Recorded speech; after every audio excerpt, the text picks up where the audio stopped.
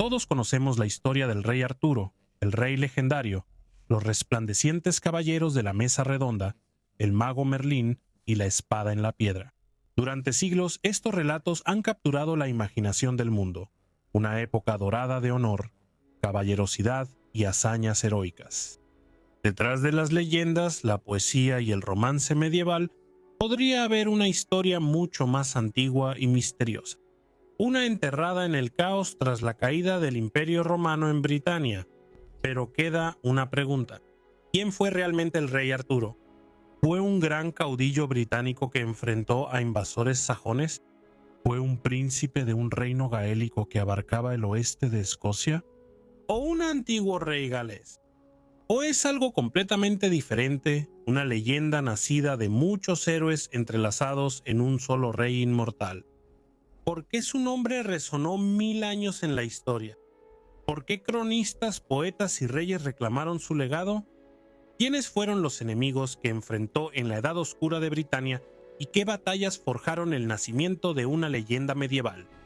Viajaremos juntos por los siglos oscuros tras la partida de Roma de Britania, una época donde los reinos surgieron de las ruinas y las bandas guerreras chocaban en colinas cubiertas de niebla, y un líder misterioso pudo haber unido a los britanos contra el avance de los sajones.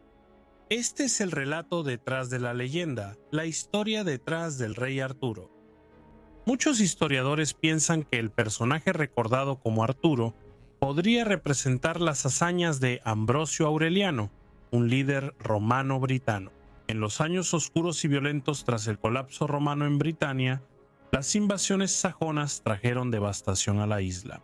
Las ciudades fueron incendiadas, los reinos destrozados, y gran parte de la nobleza romano-britana fue arrasada. Entre los pocos que sobrevivieron a esta terrible tormenta estaba Ambrosio, un hombre a quien el monje e historiador Gildas describió con gran admiración en su obra llamada La ruina y conquista de Britania. Gildas escribe que Ambrosio era un caballero que, quizás el único de los romanos, había sobrevivido al impacto de esta notable tormenta. Sus padres, quienes habían vestido la púrpura, fueron asesinados en ella. Hoy sus descendientes son muy inferiores a la excelencia de su abuelo. Bajo su mando, nuestro pueblo recuperó fuerzas y desafió a los vencedores. Con el favor de Dios, la victoria fue de ellos. De este relato vislumbramos a una figura extraordinaria. Ambrosio parece haber sido un hombre de noble cuna, quizá incluso descendiente de la élite romana, y muy probablemente era cristiano. Gildas destaca que sus victorias fueron gracias a Dios, mostrándolo no solo como un comandante capaz, sino como alguien favorecido divinamente y un líder en la hora más oscura de Britania. Según Gildas, Ambrosio reunió los restos dispersos de la población romano-británica y los convirtió en una fuerza de combate. Bajo su liderazgo lograron la primera victoria significativa contra los sajones que avanzaban. La lucha por Britania aún no estaba decidida. Durante muchos años la guerra osciló de un lado a otro. A veces ganaban los sajones y otras los ciudadanos. Debido a que representaba la fuerza persistente de la civilización romana en Britania, Ambrosio es recordado a menudo como uno de los últimos grandes defensores del mundo romano, una figura a la que a veces se le llama uno de los últimos romanos. El conflicto culminó en una de las batallas más famosas de las primeras leyendas británicas, la batalla de Baden. La mención más antigua de la batalla también es de Gildas. En su relato dramático describe a los sajones devastando la tierra y esparciendo destrucción por toda Britania hasta que sus guerreros sumergieron su lengua roja y salvaje en el océano occidental. Sin embargo, los britanos se reagruparon. Ambrosio, o el héroe luego recordado como Arturo, organizó una última resistencia contra los invasores. La prolongada lucha culminó con el asedio de la colina Baden, donde los britanos derrotaron devastadoramente a los sajones. Gildas escribe que esta batalla marcó casi la última gran masacre del enemigo, y señala que ocurrió 40 años antes de la época en que él escribía, el mismo año de su propio nacimiento. La victoria en Baden trajo una recuperación inesperada a Britania. Por un tiempo, la paz regresó a la isla, los reyes gobernaron sus reinos, Los sacerdotes atendían sus iglesias y la gente vivía en orden y estabilidad. Se recordaba como una breve edad de oro tras décadas de caos. Pero esta paz no sería eterna. En los años siguientes, Gran Bretaña volvió a la discordia y la lucha civil. Así, en los siglos oscuros después de que Roma abandonó Gran Bretaña, se forjó la memoria de héroes como Ambrosio, y quizás la figura real detrás de la leyenda del rey Arturo. En la guerra, la supervivencia y la lucha desesperada por contener la marea sajona. Otra figura también destaca en las páginas de la historia. Su nombre era Riotamus. Para algunos historiadores, no fue solo un gobernante olvidado del siglo V, sino alguien cuya vida se parece sorprendentemente a las hazañas atribuidas después al rey Arturo. Riotamus fue un líder militar romano-británico activo hacia el año 470 después de Cristo, en los últimos años del Imperio Romano de Occidente. Gran Bretaña ya se había alejado del control romano, pero las élites romano-británicas seguían teniendo fuertes lazos con el mundo imperial al otro lado del canal. Fue en esta época turbulenta cuando Riotamus surgió como un líder poderoso entre los britanos. Principalmente conocemos sobre él por el historiador del siglo VI, Jordanes, quien lo llama Rey de los Britanos. Esta frase ha fascinado a estudiosos por generaciones. Esto sugiere no simplemente a un jefe local, sino a un gobernante que contaba con la lealtad de muchos guerreros britanos. Quizás incluso un gran rey capaz de unir varios reinos bajo una sola bandera. Sin embargo, la naturaleza exacta de su reino sigue siendo incierta. Cuando Jordanes habla de los britanos, puede que se refiriera a los britanos de la isla de Gran Bretaña o a aquellos que se habían asentado al otro lado del mar, en Armórica, que después sería llamada Bretaña tras la llegada de migrantes britanos en los siglos V y VI. Sin embargo, está claro que Riotamus no era un rey común. Hacia el año 470 lideró un gran ejército britano a través del mar hacia la Galia para apoyar al Imperio Romano de Occidente contra el avance visigodo. En ese momento, el imperio luchaba por sobrevivir, mientras sus territorios caían uno por uno ante los poderosos reinos bárbaros. Y Riotamus acudió al llamado de Roma. Marchó a la Galia con miles de guerreros, se unió al imperio y luchó contra los godos en batalla. Que un antiguo rey británico liderara su ejército hacia el continente sugería un gobernante de inmenso prestigio y autoridad. La campaña terminó en tragedia. Según fuentes romanas, Riotamus fue traicionado por un funcionario romano llamado Arbandus, quien conspiró en secreto con los visigodos. El resultado fue una derrota devastadora para los britanos. Riotamus y los restos de su ejército se vieron obligados a retirarse. Desde aquí, el registro histórico permanece en silencio.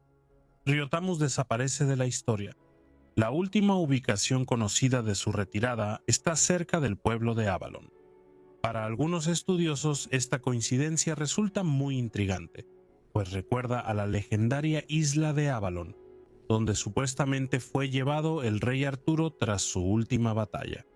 Este parecido llevó a historiadores a proponer una de las teorías más convincentes en estudios artúricos. Se ha argumentado que el histórico Riotamus pudo haber sido la figura real cuyas hazañas inspiraron los relatos posteriores de las campañas de Arturo en la Galia.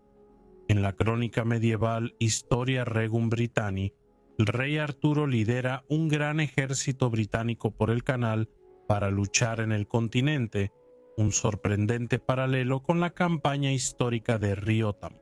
Más intrigante aún, se sugiere que la traición de Arbandus a Riotamus pudo volverse leyenda. En la traición de Mordred, el traidor que finalmente provoca la caída de Arturo en la tradición medieval posterior.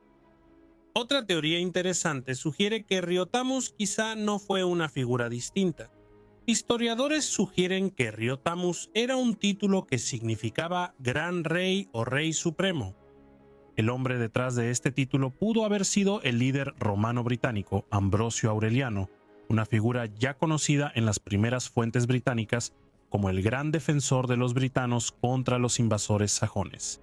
Si esta interpretación es correcta, Riotamus no sería solo un rey, sino el soberano supremo de los pueblos británicos, gobernando a los britanos en Britania y a sus compatriotas asentados al otro lado del mar en Bretaña. Desde este enfoque, el hombre que combatió a los godos en la Galia pudo regresar a Britania para luchar contra el avance de los anglosajones, las mismas guerras que luego se atribuyeron al rey Arturo. Sigue siendo incierto si Riotamus es el origen de la leyenda artúrica.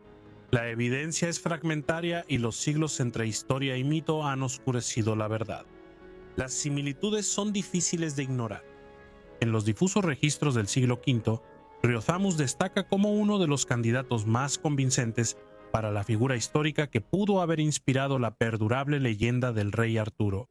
El príncipe guerrero Arturo Mac Adane ha captado la atención de los estudiosos. Se preguntan si este líder de guerra poco conocido y casi olvidado podría conservar un fragmento de la memoria histórica que luego inspiró la leyenda del rey Arturo.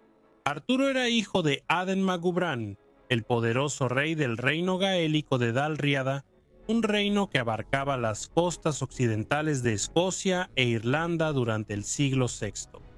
En una época definida por la guerra constante, el joven príncipe parece haber servido como uno de los comandantes de su padre, liderando bandas de guerra contra las feroces tribus del norte, sobre todo los pictos, que presionaban las fronteras orientales y del norte del reino. Como muchos guerreros de esa época violenta, la vida de Arturo fue corta y terminó en el campo de batalla.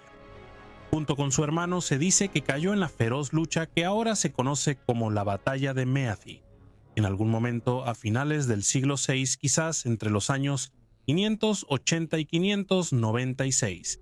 Aunque se sabe poco de él, el nombre de Arturo sobrevive en varias fuentes de la Alta Edad Media.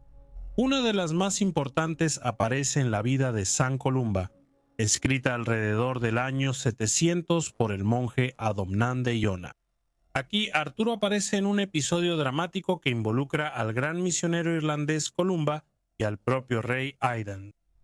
Según la crónica, el rey una vez buscó la bendición del santo respecto al futuro de sus hijos y la sucesión de su reino. Aunque Aidan favorecía a sus hijos mayores, Columba predijo un destino diferente. El santo dijo que el trono sería para el príncipe más joven. Sobre los demás hijos del rey, Columba predijo que morirían en las guerras de su padre. La profecía se cumplió. Poco después, Arturo y sus hermanos murieron en batalla. Por su nombre y la profecía de su muerte, varios historiadores asocian a este Arturo con el rey Arturo legendario. Para este príncipe del norte, guerrero que combate a los enemigos del reino de su padre, con un nombre que resuena en el mito y la memoria. Muchos historiadores vislumbran la silueta de una figura que pudo haber influido en una de las mayores leyendas británicas. La verdadera identidad del rey Arturo sigue oculta en la historia temprana británica. Quizás la leyenda fue inspirada por el noble líder romano británico Ambrosio Aureliano, quien reunió a su gente contra la marea sajona. Quizás resuene en la campaña de Riótamo, el misterioso rey de los britanos, quien llevó las armas británicas al otro lado del mar para luchar por el decadente imperio romano. Algunos señalan al guerrero del norte, Arturo Mac Adelín, cuyo nombre lleva el eco inconfundible de Arturo. Cada uno de estos hombres vivió en una época violenta de imperios en colapso, ejércitos invasores y batallas desesperadas por la supervivencia. El mismo mundo en el que se dice que nació la leyenda de Arturo. Quizá uno de ellos fue el verdadero hombre detrás del mito. O quizá sus hazañas, recordadas y contadas de generación en generación, poco a poco se fusionaron hasta que la historia se volvió leyenda, y la leyenda se convirtió en la historia atemporal del rey Arturo. Agradezco enormemente a todos mis miembros. Su contribución es valiosa para que el canal continúe y se los agradezco mucho. Un agradecimiento especial a John Seitz y Stephanie Hassan. Espero que hayan disfrutado el video. Si les gustó, den like, suscríbanse y compartan. Nos vemos pronto en otro episodio de Perfiles Históricos.